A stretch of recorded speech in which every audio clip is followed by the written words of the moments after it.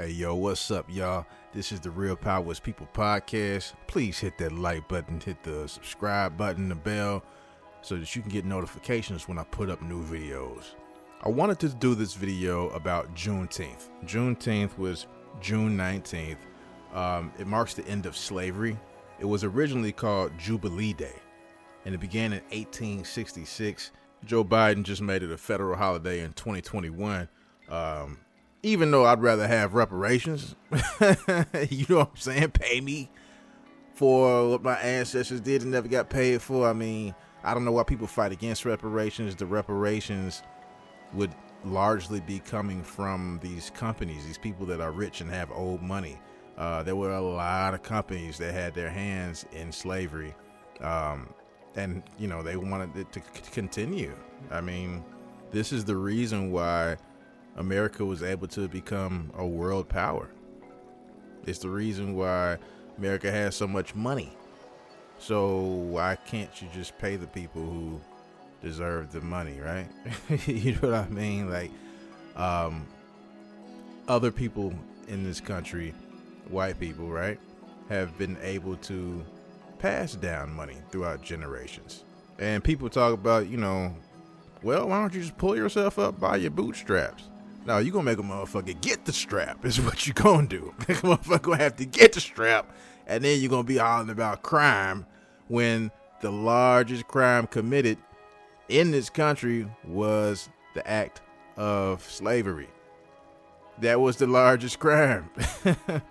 I mean, you stealing labor, raping, murdering, rampant, going crazy. And then motherfuckers want to erase the history of it and try to act like it didn't happen and try to act like, oh, we were teaching them skills. No, y'all brought skilled workers over. Then when they stopped being able to bring slaves over, when they made a law against it in 1808, then they had the breeding farms. Thomas Jefferson made a lot of dough off breeding farms, I believe in Virginia. These breeding farms is why the enslaved population doubled back in that day. You know, they was raping man, woman, and child, forcing them to have sex, forcing boys to have sex with their mothers, and pedophilia. They were raping young boys, raping men, and this is all done under the threat of torture and death. And to me, the biggest reason why people that were born into slavery didn't fight back is because they didn't know any better. Now, people did fight back, but they were still heavily brainwashed and manipulated and indoctrinated. You know, what they saw was people being mistreated and we're slaves, and that shit was just considered normal for them. And so you have these racists who try to make bullshit arguments by cherry picking stories and also creating them, imagining stories where people were like, oh, he's a good master. You know, people that were enslaved were saying, oh, he's a good master, or he treats us well. But let me get to the meat of the matter. So, talking about Juneteenth, right? The thing I want to say is I am not against the celebration of Juneteenth. I was like, when I first heard about it, I was like, man, fuck the 4th, because that's some bullshit. I know that's, you know, white people breaking away from Britain, but that ain't my Independence Day. My Independence Day is June 19th, Juneteenth. But now, what I think is like this.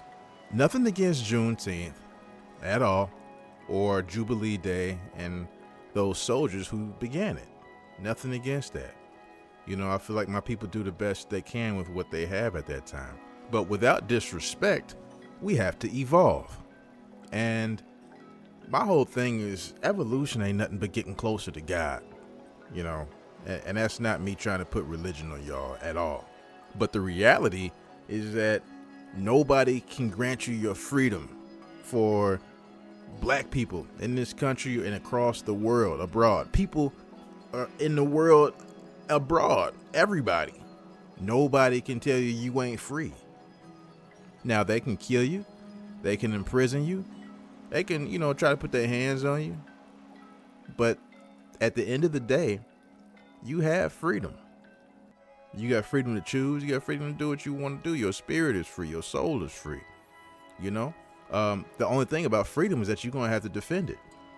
And so in that way, A person who is oppressing you can only oppress you to the degree that you are complicit. And when we talk about groups of people or nations or whatever, you're only as strong as your weakest link. This is also why I really like the adage, it's hard, but it's fair. Why do I say it's hard, but it's fair? Because people going to try to fuck with you. People going to try to take what you got. But they can only get to you to the degree that you're complicit. Or, if there's a physical battle, you can lose, but you can win too. And the thing about being enslaved, that we have to look at today is if you want your freedom, man, you should be willing to die for it. And, I've talked with my girl about this. If I had a kid, it could come a time where I got to explain to them that, look, we got to defend ourselves. We got to defend our freedom. We can't just sit up here and, call the police about everything. The police is most likely going to be against you. The military could easily turn against you. This country it's all about control, man. And they always got black people on the bottom. You know what I mean? That's why I really look up to Nat Turner. That's why I respect people like John Brown and his legacy. John Brown was a white abolitionist, for those who may not know. And while I bring him up, this is to white people specifically. How come so many white people want to try to sanitize the history of white slave masters, white slavers? Why do you want to err on their side of history? Why do you want to protect them instead of honoring and protecting the legacy of John Brown and other good white people like him? Like, he fought and died for human rights that his rights weren't even threatened. You know what I'm saying? Like, he kept it so motherfucking real and 100. It's just like, and he was very very religious. That's fine, but that's fine if you taking it to heart. if you really living and dying for that shit, and it's right. He died for the right cause. It's not like trying to kill people to get 40 virgins or whatever. He saw people suffering every day, and when they got it came to a head where he was like, yo, fuck this shit. You know what I'm saying? Always against it, trying to respect the process of going through the government and all that, but come on, man. At what point is it too much? I think my grandmother used to say, enough is enough and too much stinks. So at the end of the day, people will do what you allow. If you allow these motherfuckers to put chips in you and,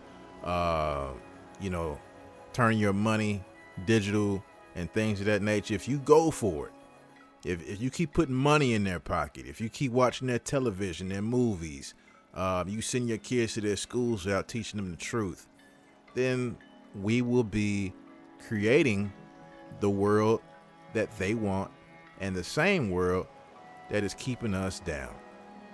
And again, P.S. You're free. You are fucking free. Nobody had to tell you. I wish I could have told them slaves back, the enslaved Africans, hey, y'all are free, man. Don't nobody got to write shit about that.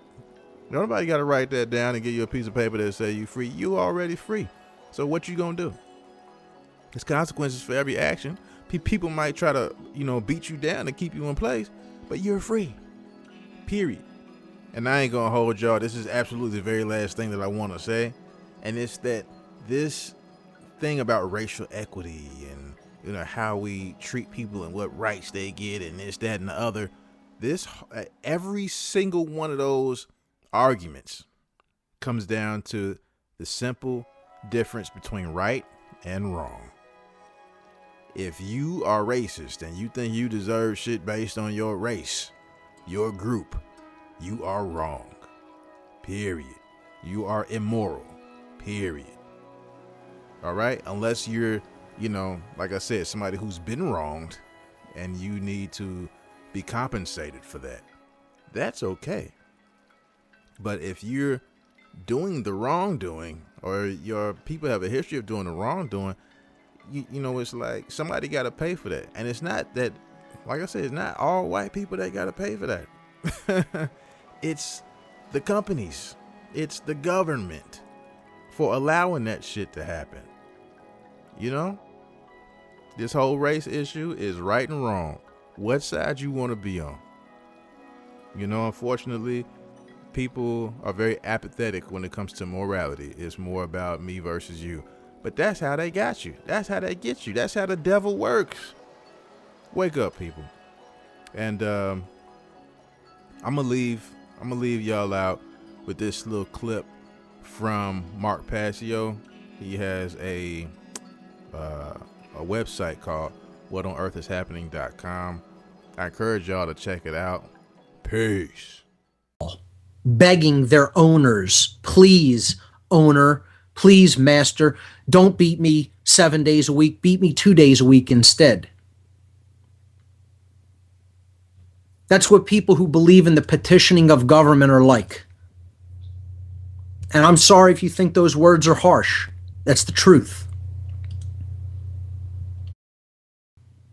The people who are petitioning their so-called leaders, begging them, which is what petition means, comes from Latin, okay, are lambs to the slaughter.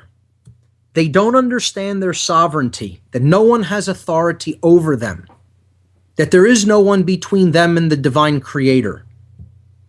You don't need to ask anybody permission. You don't need to fill out any paperwork. You need to claim your sovereignty and then be willing to defend it. And that's it. Period. I don't need to fill out any forms. I don't need to abide by the laws of man. I only need to abide by the laws of nature, of natural law. That's it. The laws of man are indeed beneath me. I do not understand them. I overstand them. Because I'm sovereign under the Creator, and no man is above me. Therefore, no laws made by man are above me. Only God's law is above me. And I'm okay with using that name, that word. People don't like that word. Oh well, get over it. Explain to me how the universe got here when you want to tell me that there is no force of creation that's higher than man. When you could do that and then maybe you can reproduce it, then we'll talk about your uncomfortableness with the word God.